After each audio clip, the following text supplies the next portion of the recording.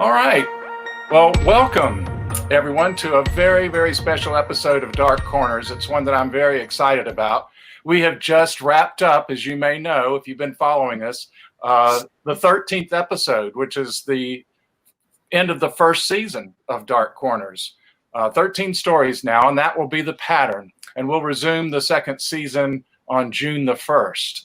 So that leaves us a little bit of time here in May. We did have one episode, that 13th episode here in May, just barely made it into the month of May.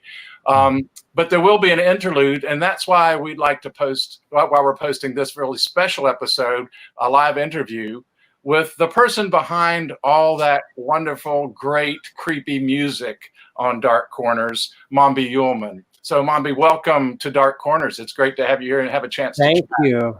Thank you for having me. Yeah, it's very exciting. Yeah, well, this is exciting for me, and I think it'll be really a lot of fun and get a little bit of behind the scenes kind of take on what goes on about the music. And the music, I mean, I've got to tell you, it just adds so much. I have fun making up the stories and then recording them. I don't know how other people are about hearing their own voices, but you kind of like, it always sounds different to you when you hear it. You can always find a million things wrong with it. But when I add that music to it, it's like it just transforms and it becomes this another thing, another life of is given to it with that kind of music. So I was searching for something like that, knowing that I wanted to have some background music. That's what brought me to you. And I know there are people that just provide ambient music and learned a little bit more about that. But I doubt that's what your purpose was when you went into it. You probably weren't just looking, oh gosh, let me provide some music for some podcaster somewhere. But how did you get into the process of making, dark ambient sound? Right. Yeah, it's a loaded question. Because there's so many avenues and everything. I got into it. I've always been a fan of soundtracks and film scores. So when I started out doing music, I kind of got into the industrial scene, approached it like I'm going to be writing songs. But even that was more soundtracky kind of. I always want to incorporate melodics and this and that. So I was just obsessed with soundtracks, and that's kind of what I needed to be making was soundtracks. When I came across ambient music, I realized that there were subgenres of ambient that were more soundtrack-like. And then I came across, I didn't know people were actually creating dark ambient, what we call dark ambient. And I was like, there's really no difference between this and the soundtracks I grew up with, like that format. But that's when I realized like that's what I wanted to be making. That was the avenue. There I could express myself in a million different ways, and without having to confine myself so much to a particular genre or anything. So and also I love the kind of the storytelling aspect of making a dark ambient album. You can kind of go in there and just tell your own story, So, but yeah, I can thank my girlfriend though, because she listened to a lot of ambient music, and when I met her, she introduced me to a lot of styles of ambient that I wasn't used to, and then it just kind of from there grew up. Again, loaded question. I can see that you could have come from a lot of different places to arrive at where you are now, but and then without being very proficient in the field, but just a little bit of exposure, it still seems like your work is rather unique. And what seems like it to me is that storytelling aspect of it. That there's just a concept or a suggestion of a story. Whether or not, I mean, you do provide a little bit of background, just a minimal amount of text for each collection of tracks that you offer, the albums, but there is a story there. And I think that's kind of, for me, obviously it's something that I love, the power and the suggestion of a story. You mentioned on your website too, the term soundscape, which I think is a really neat idea. It kind of seems like that cinematic quality too. What is it that you mean when you reference or you use the word soundscape? Soundscape, yeah. I would say Wendigo was a really good example of soundscape. Soundscape being, it's subjective, but I consider a soundscape something that's a little less melodic, a little less in your face, and you're exploring just a sheet of sound, and you're gradually coming in with this and that, and you're exploring noise and incorporating maybe soft, subtle, is it their melody? That's a real soundscape. And I think the majority of Wendigo was, I went in with that idea of a soundscape, and there were a couple things that got a little too melodic, and they were really good pieces, but I actually, after I was completed with those pieces, I was like, this isn't going to work. You got to take it out. So that's what I did. And then I replaced it with something that was more true to what I went in. However, those unused tracks are actually going into another thing, so they didn't get thrown away. So, yeah, that's neat. They'll always find their way, I'm sure, into something else, because you just going to fit in better. But it does seem like if it's not an actual storyline, that pieces like that or collections like that in Wendigo do take a person on a journey of sorts. I mean, it may not have a well mapped out track of where you're taking the person, or maybe it does, but it definitely seems like you are washing someone and making them react and feel. And I don't know, do you see it like a journey? When I'm actually in the composition phase, like actually making the music, do I look at it as a journey? It's an interesting process, because I usually go in with an idea and I'll just start composing. And I'm like, this sounds more intense. This sounds like a chase theme, or this sounds there. And I'll go ahead and go with the music and the feel of it. I'm like, that's the mood. That's the atmosphere I'm going with. Not sure where it's going to fit in the album quite yet. But then I'm like, okay, we want to take those same groups of instruments and do something completely different. So you start gradually piecing together, and it starts to come to you, and it starts to form a story. I usually just go in with a single idea. Like with Witchworks, I knew I needed a dark ambient 80s horror film score, very much so in the vein of John Carpenter. I didn't know an actual story, though. I knew the mood I wanted to evoke. I knew when you've done so much at this point, you know that the story is going to come in the end. And there were even things I didn't piece together until I was done with the entire album. And then I arranged the tracks in the order that would sound like. I was like, you got a story here. But I think key is not, at least for me, I don't talk about exactly what's going on. I like the listener to piece it together a bit. So. Yeah. One of the things about I was thinking of in terms of writing a story, you just mentioned it, that there might be a point where you go, this sounds like a chase scene or an opportunity for something like that. Do you ever try, when you're, I guess it's more in the act of piecing it back together again, do you try to like maybe follow and writing a story? Often if you're going with a traditional pattern, you set your setting, basically the situation, add a little conflict and tension, builds to a climax, and it may or may not, especially with horror, it might have some resolution at the end where things kind of calm out. Sometimes it seems like some of your stories, your albums did do that. So I wondered if you did consciously go back and say, I want to create this mood here first and then build up a little tension. Did Tasty Humans have anything like that going on? Like you kind of have, it seemed like there's almost a story there.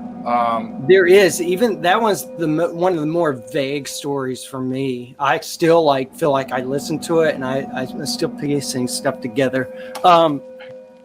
That one, yeah, I mean, it kind of, there are times where I know that there's a chase towards the end. You have an opening, you built some tension, but you're missing something between this and that. And that's one of the good things about not being specific about the story, because you might not even know exactly what it is, but that's where that needs to be. So yeah, there were times with Tasty Humans. Tasty Humans was kind of this one thing that where it's just complete randomitis, because I was really doing like some weird scratchy lo-fi ambient throughout that. So yeah, Yeah, but certainly there's a story, but it takes place in the 50s and during the times of drive-in movies and whatnot. That one, more than any, was all about weird soundscapes and just, but yeah, sometimes I have had to compose things just because there needs to be something. But when I go in and compose it, I don't go, okay, there needs to be some kind of filler. Like, go ahead, go in the studio, have some fun, do something, but it needs to stay like this. You don't need another climactic sounding something. Just take it easy. Depends on the area it needs to be. So. Well, that's cool. Well, and speaking of Tasty Human specifically, there's a song, I think Ringo Just Ate My Baby. Or And a Ringo, yeah, which some that's kind of plant. That's a flower, right? Yeah. But I looked it up and I thought, this isn't an alien-looking bloom. So I wondered, what was the story behind that particular flower? It was a play on the whole. What was that movie, A Cry in the Dark, with Sam Neill? And that famous line was, "A dingo ate my baby. A dingo ate my baby." So I wrote the piece of music, and as I was composing it, it sounded like a plant, something going, like opening up a windowsill. If you pay attention, you hear something opening. I imagine it's like a window opening, and these tentacles these vines start coming through the window and through the kitchen, and you hear the TV in the back. And I just kind of picture something. Maybe there's a baby sitting there. And anyway, a Ringo being a plant, I'm not sure that would be the actual. I guess because these aliens look like plants, just call it a Ringo. But it's a good image. Yeah, people should look it up because it does have kind of spiky kind of petals or whatever. Yeah. It worked out that way because even I think when I looked that up, I didn't even know it would look like that. I was just like, meant to be. Yeah. That's great when things just fall together like that. They do, and you'll find a lot of times that happens with making these concept albums. Things just kind of fit together eventually. And there's something to the quality of how that plays, because when I'm using your pieces and stories, if I were a really good sound engineer, I'm not even a crappy sound engineer. I'm not good enough to be a crappy sound engineer. But if I were a good one, I would put a lot more effort into thinking about, how the music is fitting in with exactly what's being said at that moment. But what happens for me is I just listen to it after putting some pieces together and I go, oh man, that worked out just right. Yeah, I know. Yeah, it's so much fun when that happens, isn't it? Yeah, I love it when that happens. Yeah, definitely. I'm really lucky that it happens, but the music that you have actually lends itself to that a whole lot, because there are a lot of variations and a lot of things do happen, even if there's repetition. I mean, I say variations, but the repetition is important. Droning sounds are very important with ambient. I love drones. Yeah. And when I discovered, the thing is, I love drone music before I knew it was an actual thing, like in the ambient community. And like, I was just like, I like to just sit there on one note and just play with it. Yeah, I did that a lot. It works really well, but then it changes and you have other stuff too that I think works just as well. Since all of your stories, some of them lend themselves a little bit more to being a broad story, and then there's some collections that are like definitely every single piece is unique, even though it might be thematically connected. Like, I mean, you've got cryptids are a big thing in a lot of your work, and the triptychs collections. Now you just have released just like a week ago the second volume of triptychs, three tracks together. But they are connected in a way, but they each have their own stories, if I'm not mistaken. So, yeah, definitely. Yeah, each one has their own story. Basically, triptych is, each time there's a triptych release, it's a series of 3 tracks. And these 3 tracks are based on totally different cryptids from around the world. And a lot of times I want to compose music for these cryptids, but they just won't fit on an album necessarily. Thematically, just sometimes doesn't work. If I'm going to do Mongolian Deathworm, if I were to incorporate it in an album, I have trouble figuring that out. So anyway, for instance, Mongolian Deathworm, I'm like, you're just one track. So I'm going to compose something that's dedicated to you and then combine it with two others. And they've all got their own stories.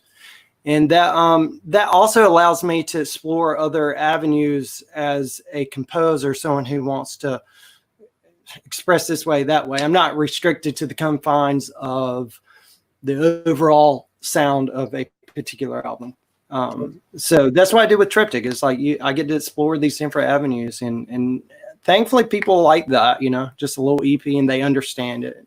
Yeah, that's cool. I think it's great. Do you happen to have anything on hand from Triptychs, maybe even the first set? Yeah, from the first one. Yeah, like, yeah, let's see. Yeah, please. Can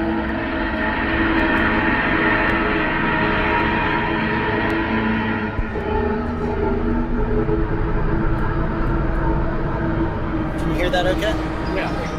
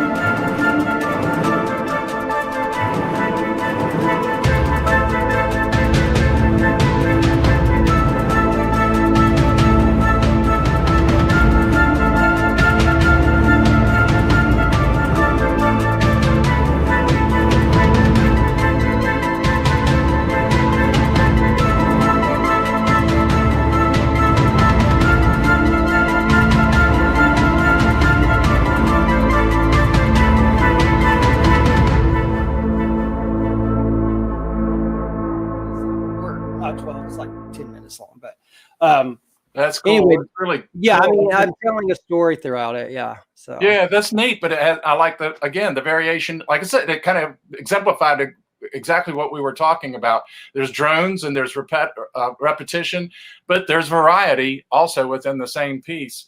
Now, one thing that's not about the music, but I'm interested in on all the albums that you've got, the art's really fantastic. Where does the art come from? Well, thank you. Yeah.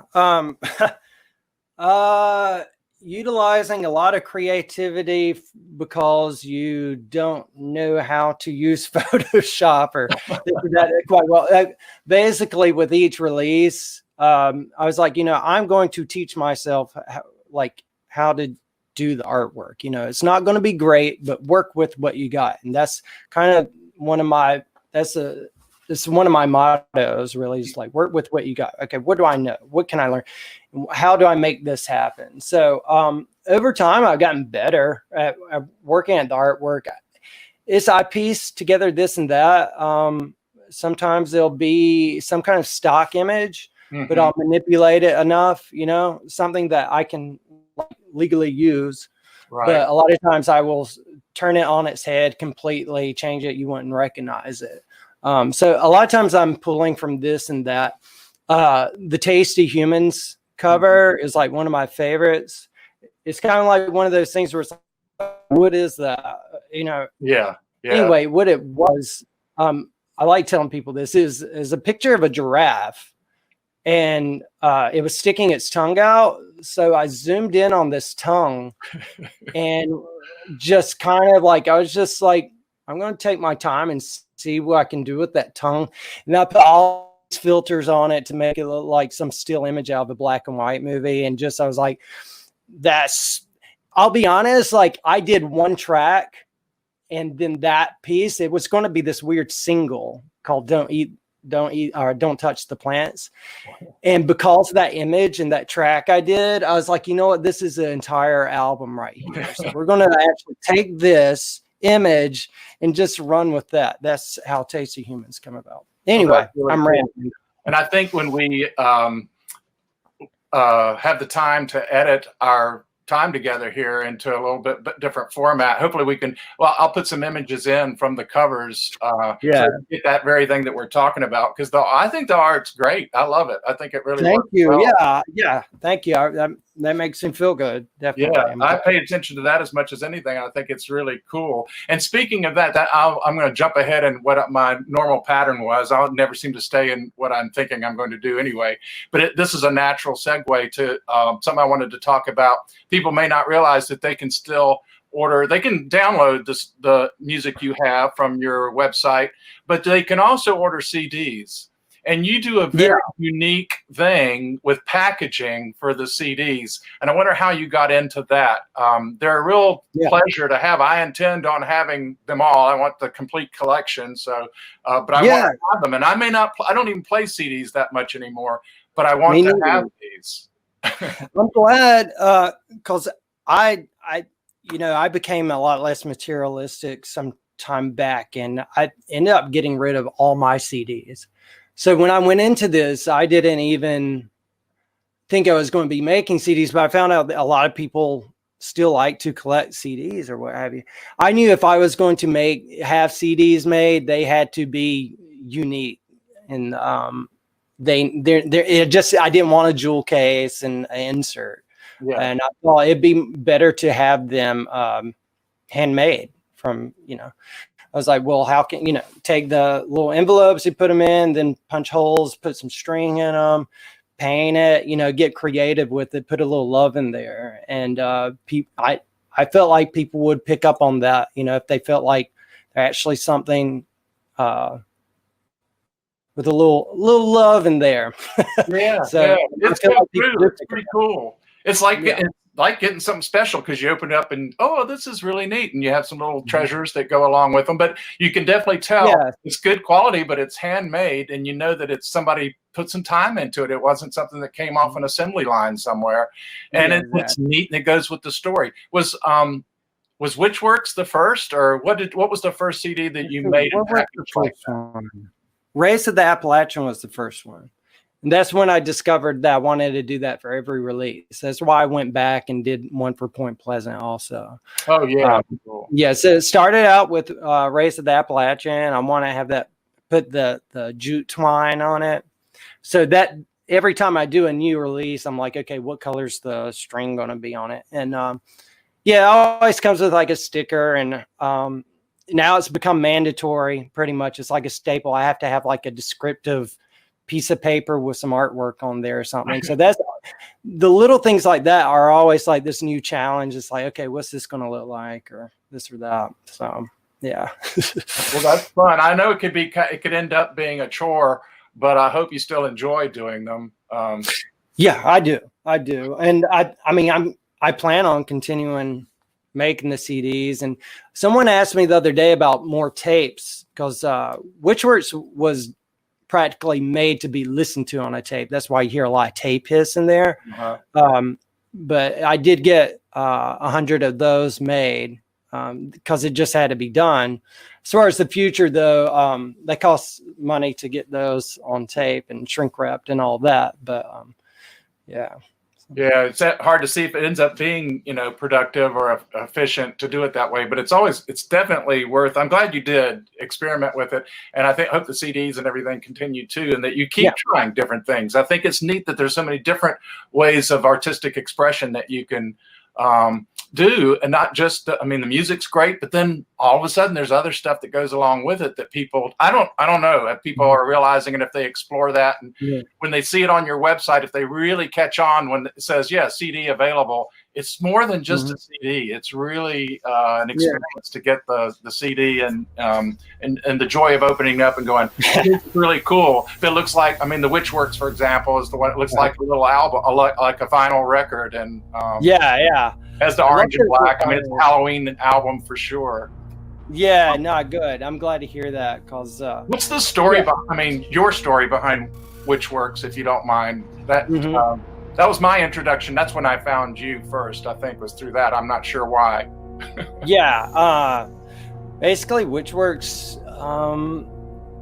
I think the reason I first got my first synthesizer was because I loved horror scores so much. Like, I loved those soundtracks, and there were old composers like John Carpenter and Richard Band and these guys that just did these soundtracks I love. So I just knew I wanted something that made that droning sound you hear in all those John Carpenter movies. And where I'm getting to is that I've always wanted to make Witchworks. That was like, it wasn't called Witchworks back then.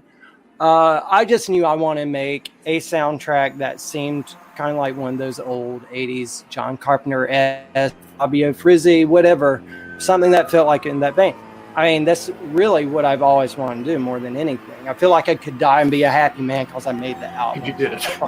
Yeah, that was my pinnacle thing I wanted to do. So that it just got to the point. It's like, okay, I'm actually making albums now. Go ahead and do that. And that's my love for horror soundtracks right there more than anything. For me, it's always going to be associated with Halloween. It seems like Halloween was definitely a part of it. It had to be in your head a little bit. It's very orange and black. Physically, definitely. Visually, and I'm a Halloween fanatic and would love Halloween. I love Halloween year round. So, I'm glad people get that autumnal feel with it, because I mean, it's also my love for Halloween time. And I feel like a lot of those horror soundtracks, certain ones, not all of them, but like, especially, again, I keep going back to John Carpenter, but when I hear those, like, I feel fall. I can see the leaves falling and all that. And like, definitely wanted that, down to the point I have a track called Leaves in there, you know? Yeah. So,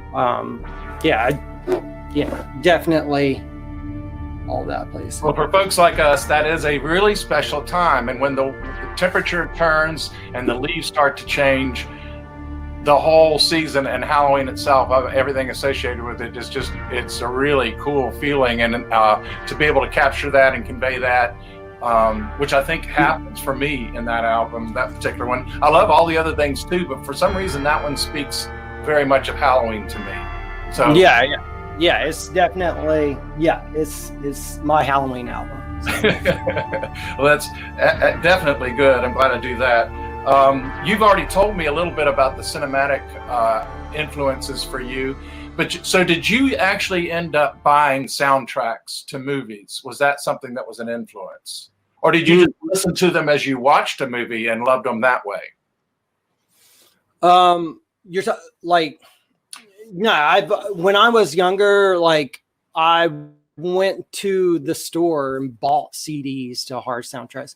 When Amazon come along, finally, back in the late 80s, whenever that was, and I was first getting on the internet, I can remember that was like one of my earliest internet memories was buying the soundtrack to Halloween 2.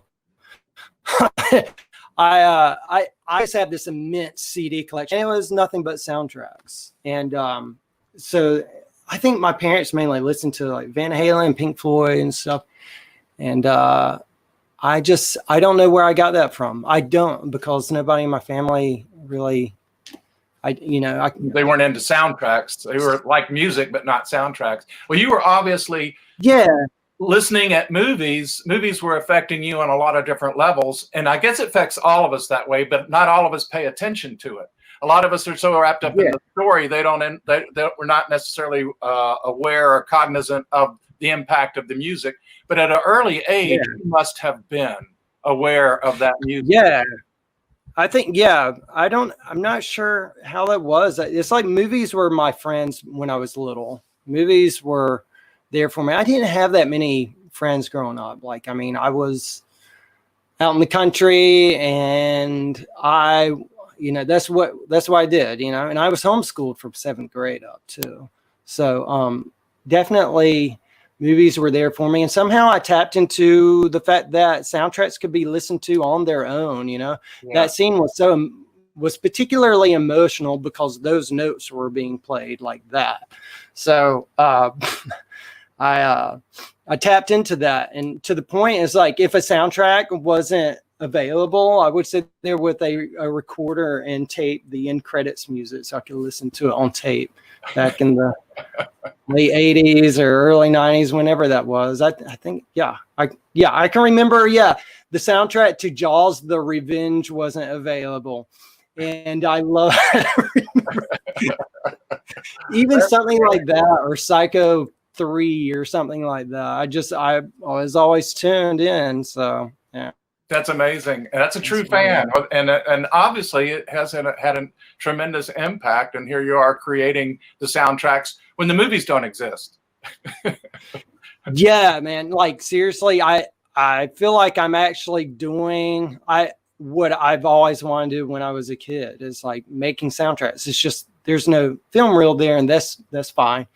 But if somebody wants to pick up, like, doing like a night to something, well, I mean, you're telling stories, but I like that the music is accompanying you throughout it. And I like hearing my music in a different way. Yeah. I mean, well, what I was going to ask that. So let me go ahead and follow up on that. You're touching on that. I wondered what it was like. And I have to confess to feeling a little nervous, because when I started using your music, and then you were very gracious and generous with the way that allowing me to do what I wanted to do with these stories. But then I'm thinking, I wonder what Mombi's reaction is going to be when he hears this song that he probably had his own visual thing going on in his head with, and then I'm telling this story and using it in a different way. What was it for you when you hear that? Yeah, I'm not so obsessed with a particular visual being accompanied to my tracks at all. I want the music to be explored and looked at in different ways. That's one reason I'm so particular about being vague about the story being told. I want people to fill those gaps in. And to me, it's even better if somebody can take those tracks and apply them to a story that has nothing to do with originally. So for me, that's the best thing possible, is like when I'm hearing it accompanying you telling a story. That's what it's all about to me. So. Well, that's cool. That's great. Well, I have yet as a challenge to myself, and what I'm looking forward to doing is doing it in a different way. Instead of having I write the story and then I go and listen to the different albums of yours and I listen to see what I think might work, I want to do it backwards. I want to just sit and put the headphones on and let the music play and see what stories come, which is kind of what you do. I feel like it kind of, as you're creating, some things come to you. But I want to see what stories, and I'm thinking, I'm not going to chain myself to this idea, but I'm really thinking that season 2 of Dark Corners may be a lot of that, of me taking some of the things that you have already and seeing what kind of stories I can spread out from them. Yeah. When you said that, I thought, like, I think that'd be great. Like, see where the sound takes you and go off of that. I think that'd be really interesting. Like, I'm looking forward to trying that out. Yeah. I would love for you to do that. I'd be humbled, like, if you did that. That'd be great. And I might recommend to other people who are listening to this, of course, I want them to hear my stories, but they can also just go to Bandcamp, to mombiyuleman.bandcamp.com, and listen and stream. You can do what I'm talking about doing, is just listen to that and see where it takes you and see what kind of things come into your mind as you sit there and let the music play with you. Have your own stories, but I will be writing some too. So we'll man, like, happen. Seriously, but people can do that, and then they can obviously purchase it and download it from there too. I want to back up to triptychs again, since you have 2 sets, and there probably will be more collections like that, of 3 stories at a time, 3 tracks at a time. But on the last track of the 2nd volume of triptychs, there's a really neat track that starts, to me, in a very unique way. It sounded like a accordion. Very like old worldy. Can you tell us, maybe play a little bit, and then it changes, but I want to know the background. Yeah, I'm going to tell you. Like this. Yeah.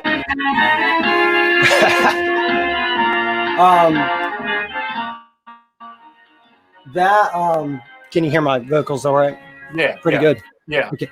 That was pretty much, I mean, the Tatzelworm is a Swedish story. It takes place in the Alps. I mean, that's the folklore is there. That's where the whole Tatzelworm derives from. And I just built off of that. So basically, to me, I want to establish that in the Alps feel, have the accordions and, just kind of have that. And then it gradually gets louder. And like, almost, I guess, there are a lot of images that come to my head. There's nothing really cohesive except that the beginning starts out like you're in a ski lift. And it feels like you're gradually going higher and higher in altitude, and that to the point you have to have a mask on and be breathing, through a tank or something. But the idea is that you are hired to go out and track down this monstrosity that is terrorizing the Alps, and he happens to be way up there. To me, that track is like a complete like roller coaster almost too. It feels like you are going up the slope, and then all of a sudden it just drops, and it's a complete like chase throughout or something. Something bad's going down. So there's a huge transition in that story. I mean, obviously what we just heard, it's very upbeat and not old world, but it's got that classic feel of the Alps or somewhere, of that kind of. I didn't know. Did you notice? Read the story. Did you notice, like when it hits in, like you hear like a yodel in the back? There's even yodeling. Picture this. That's a little jolly, almost carnival type of feel. And yet, then it transitions into a very darker thing, which of course I love, because when it started, it's like, where is this coming from? And I had the question, did you compose that, or did you take an actual song from something that already existed from the culture? Like, okay, so it starts out with an actual field recording of some, I don't know, it might have been in a carnival or something. It was one I took and I manipulated and kind of add a little bit of this and that to it. And then I just kind of I went over with synthesizers and other field recordings and just kind of made that larger. And then, even down to the yodeling, that's some kind of field recording I used, and it's there right when it kicks in right there. It's one when I did, I was like, the thing is, I always say, this is what the music wants to be. Sometimes I'll go in with an idea and it turns out to be a little bit different, but I was like, no, this is what it wants to be. So I was like, I don't know what you would call this, because it's not what anyone would say is classically ambient.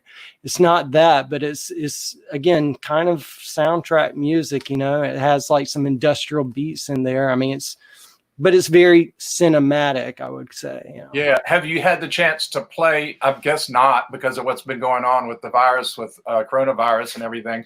But have you had a chance to play that from Triptychs 2 live? Yeah, basically, I queued that up at Cosmic Fields in Florida. Nobody had heard it, and I had a lot of fun. In fact, that was the track.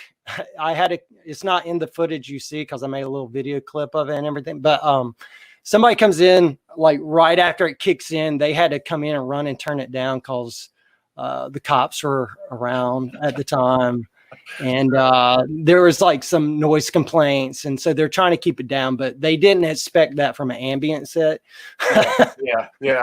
Well, I was thinking there have to be reaction. People would have to laugh at the very beginning of it, just that accordion type music and whatnot.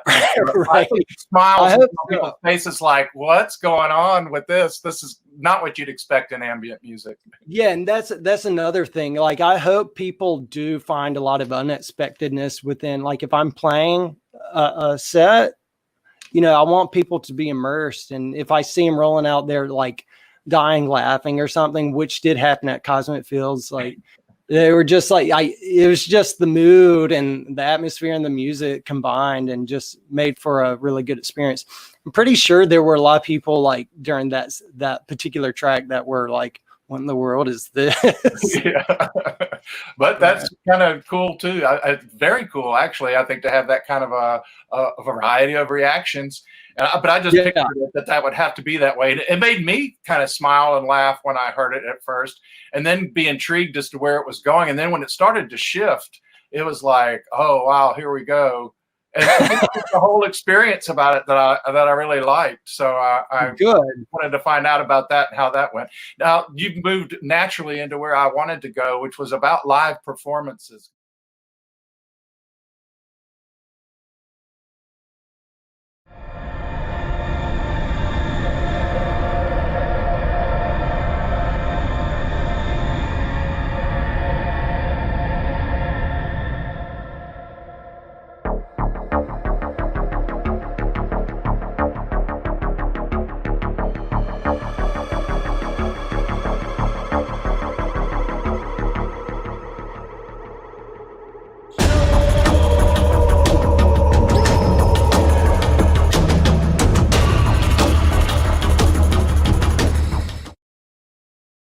You touched on what you hope people are getting out of your music. Do you mind revisiting that just a little bit about what you hope somebody who is like at a live performance for you, what that experience, what do you want that experience to be for them?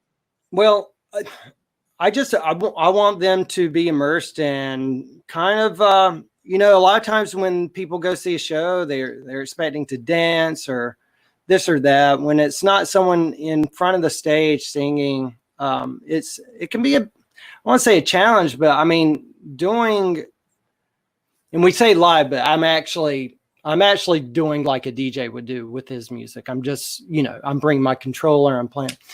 But adding to that, with, I guess, a little bit of the glamour and the kind of, doing myself up, wearing a Wendigo mask, things of that nature. And I only want it to grow.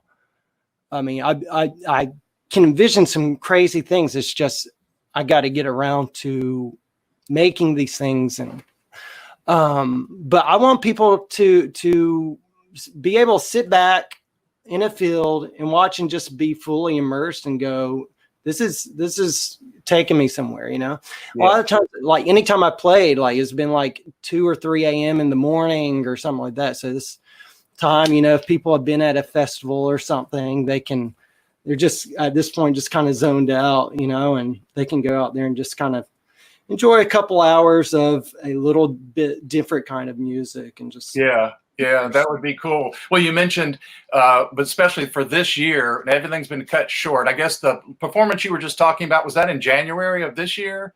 Was in February, I think. February. Yeah, it was right. Yeah, because it was Valentine's Day. Oh, okay. That was a great experience. And there were quite a few people out there. I mean, it was primarily a psychedelic trance, psytrance event. And it just, I played one other psytrance festival in Asheville, and it all kind of fits, the whole, I usually play at a chill out stage, is what they call a chill stage. So people that want to get away from the dance for a bit, they can escape, just kind of chill out. And I mean, people have been very responsive to it, like very good words have been said, and people seem to want that to happen again. So, I mean, I foresee like in the future, like having maybe more props and more to the visual aspect. Like if I could have people dressed like Mothman and the Tassel Worm running around while this music's going, I mean, I think it would be okay to like Alice Cooper it up just a little bit, you know. Maybe we'll see. That's the plan anyway. Oh, I think it would be absolutely. I wanted to ask if you would also consider, depending on the type of music, sometimes you could, like you say, camp it up, but then other times I can see dance. I can see all sorts of people who, with a background in dance, you know, interpretive dance or whatever you want, being a part of the experience when you've got light and a lot of different effects that could happen from that. Yeah, I can see this being a multi-sensual experience. I think so. If it can happen, then I want to make it happen. You know, that's kind of the idea. So I'm actually all ears when it comes to ideas about what could be further incorporated into the shows. So I would like, so if you ever come up with any ideas, let me know. Or if anybody else.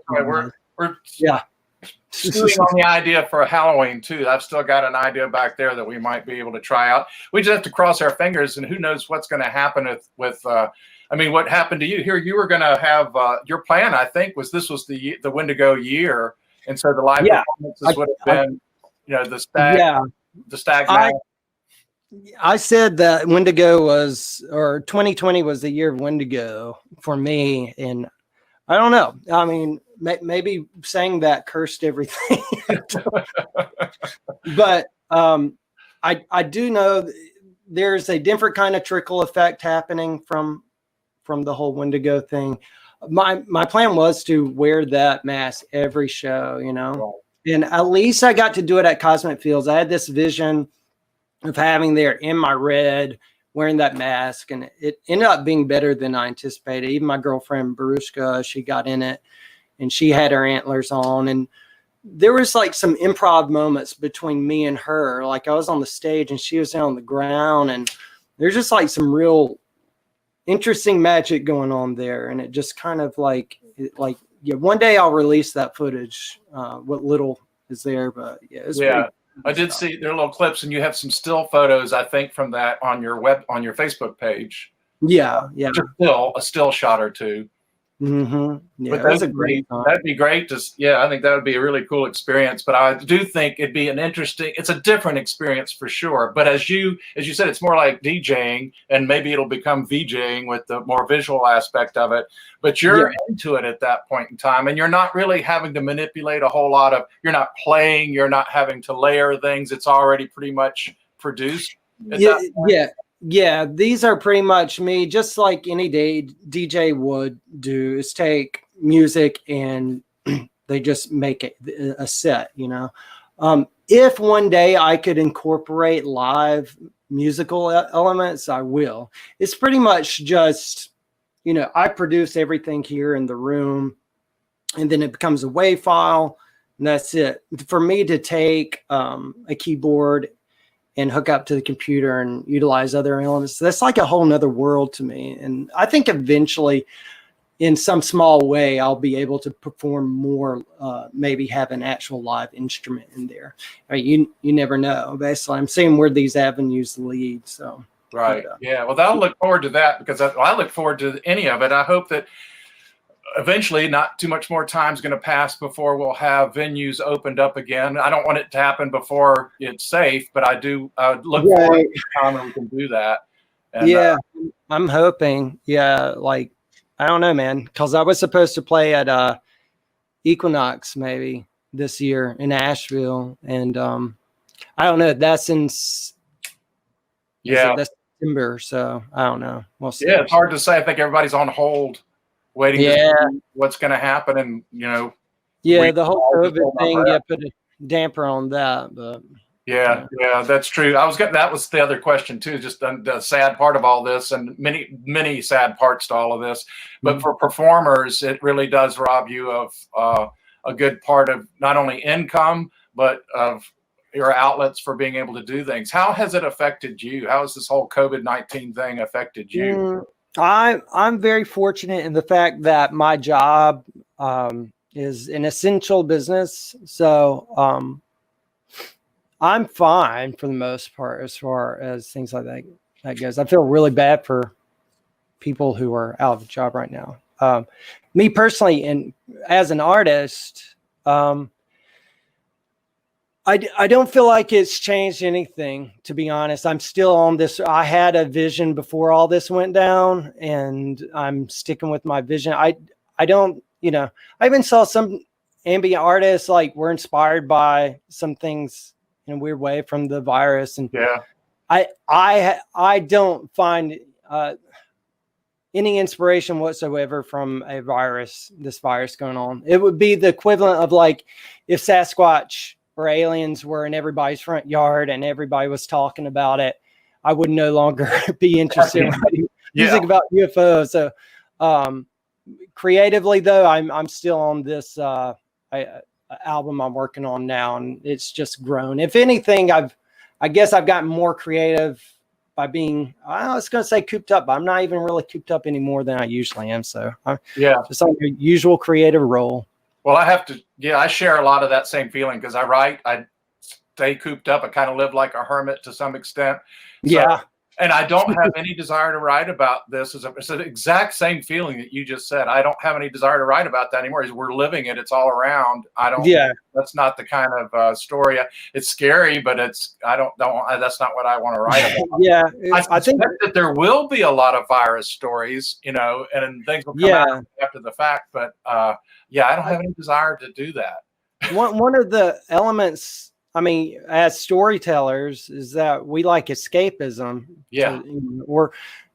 I mean, I enjoy creating escapism more than I enjoy watching a movie these days to escape now. I feel like I want to be that storyteller. So, we like to provide an escape instead of a reminder of the horrors of reality. And I think that's a really neat point. I've asked myself and try to do a little self-analysis, like, why am I so absorbed and into dark, spooky, scary, deathly images and storytelling? And I thought, well, I actually think there's some therapy in that. I think, like you said, it's escapism, but it's also somehow a way that you can manage that story, especially as the storyteller. And as a listener or a reader, you know that there's an end to it and that you can dive into it and just enjoy the experience of it as opposed to something that you experience in real life. So sometimes I think it's therapeutic to go into the dark side of things and enjoy them. We like that stuff. That's why horror movies exist and why haunted houses exist. People pay big bucks to go to be terrified in really scary places, but it's controlled. In the most part, then they know there's an end to it, and they feel like they've done something when they've got to the end of it. So that must be a little bit about. I mean, your music is not. Well, at times it's very spooky and very eerie, and it does create. I don't know if you have anything that you would consider terrifying. Do you have things that you feel like are like really super scary? I think there may be moments in Point Pleasant I find particularly creepy. I think I always like to keep with creepy and atmospheric, ghostly. I tend to stray from depressing, dark. There are a lot of great dark ambient artists out there who they tap into that and they do a good job. I just can't revisit it that much. With what I do, occasionally I can go into some very dark areas, but I know how to blend it, and keep it something that I feel like something that you'd want to come back to and revisit, and it doesn't put a damper on your day or something. Do you feel like you're developing a brand of your ambient music? I wonder sometimes. I went in it wanting to just express myself and hope that you kind of find your voice as you go along. And I discovered that I genuinely want to be a storyteller, but I'm not a writer, but I can express through music. And over the course of, by the third album or so, I realized what was kind of my voice and music and stuff. And a lot of times I will tell a story a drastically different way. I've been told that the music sometimes either I've been told that the music sounds like it's from a totally different composer at times, but I've also been told that you can always tell the trademarks, even though it's so vastly different. There's something there that lets me know that's Mombi Yuleman. Yeah. And I think that's even you discover your voice through trial and error and releasing stuff and making stuff. And I think that's what's happened is like finally at this point, yeah, definitely. I think I've found that what people can go in and somewhat expect, a little bit. I imagine that is very true. And I think just as an experience of writing, and I wrote all my life, but I didn't start to try to publish till I was retired from being a teacher. Because if one thing, I didn't have time to do it. But you do, I think, begin to develop without being conscious of it, sort of a voice that your style. And even though your music is all over the place with a lot of different things going on, I think there probably is an element where it will be, that's Mombi Yuleman, in the midst of all that.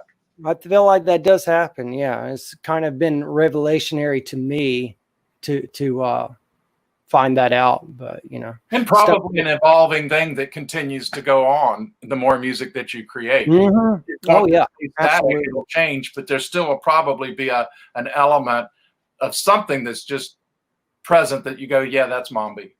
yeah, definitely. I mean, I'm doing this new album now, and there's even though it's much more of a tribal, organic, very layered, epic. There's a moment or two in there I'm like, that's from Witchworks. Kind of that right there sounds a little bit like Point Pleasant or something like that. There are certain melodies and notes and this that you play with and manipulate into something else, and there's a reminiscence of something else within the other album. So that's cool. Well, right, with that in mind, what's coming up next? What's the latest project or what we can expect to hear soon? Yeah, well, this is pretty much official announcement. There is an album I'm working on called A Shaman's Warning, Further Tales of Wetiko. And it literally, like, there were some pieces from Wendigo that I really liked, and I didn't want them not to be on something, but they were specifically Wendigo. Like, I didn't want to actually take the tracks and rename them and apply them to something else. Like, I was like, this Wendigo. So I decided I was going to release an EP of just those tracks. And then I was like, well, you need a little something else. And once I started composing other things to accompany it, it ended up being this huge album. Like, I was like, there's a point I went, okay, this is an album officially. And ironically, it's turned into probably the biggest undertaking. Wow. Yeah. So yeah, very shamanic meets tribal creepiness, I guess. Oh, but yeah. I mean, basically, if you have Wendigo and the lore and the Native American lore around Wendigo, and I basically had a album of different characters and creatures, and it's turning into a good thing, I think. So. Oh, that's cool. Is there any way we can get a little taste of it? Got anything that you can hear? Yeah. One thing is that a lot of people don't realize like how far back Sasquatch goes. And I got a track called Sasquatch. And that was the original, I guess, Algonquin way of saying Sasquatch back then or something. Anyway, but yeah, I'll play a little piece from that. And I might even have a little bit of a live element here. Let me see.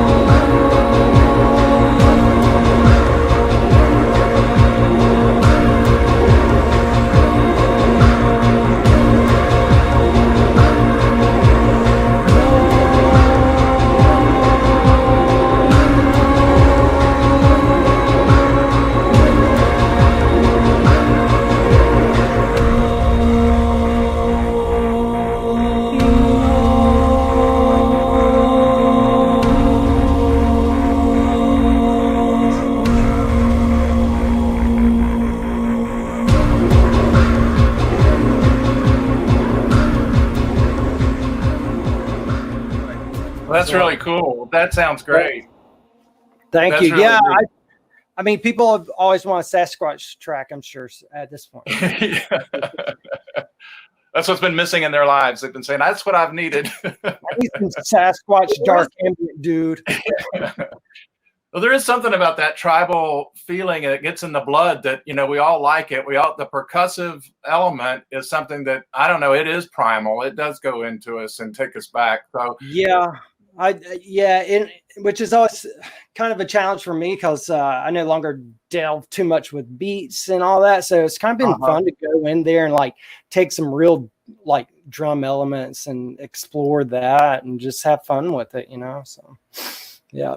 Where do your samples of stuff come from? Do you create a lot of them? I've heard orchestral music. I've heard chorus of voices. If I was really amazed at that, like, where is that coming from? Do you just find these, or how do you go about creating those? It's the instruments I use, the VSTs I use. I have various choirs and top-notch recordings of orchestra, like every instrument in an orchestra.